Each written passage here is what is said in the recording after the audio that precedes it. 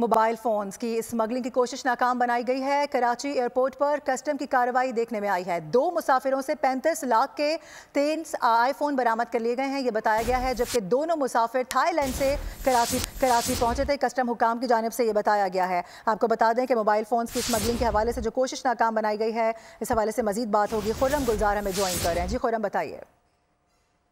जी, Karachi airport पर custom ने बड़ी कार्रवाई करते हुए मोबाइल फोन की स्मगलिंग की कोशिश नाकाम बनाते हुए जुनेद और फैजान नामी 2 मुसाफिर हैं जिन्हें हिरासत में ले लिया है। उनके कब्जे से 35 लाख रुपए मालियत के 23 मोबाइल फोन है जो कि बरामद किए गए। आईफोन है जो कि थाईलैंड से ये मुसाफिर कराची पहुंचे थे जिन्हें हिरासत में लेके इनसे मोबाइल फोन बरामद कर लिए गए हैं।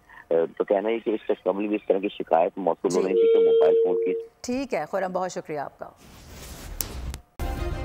सब्सक्राइब करें और बेल दबाएं ताकि कोई खबर रह न जाए।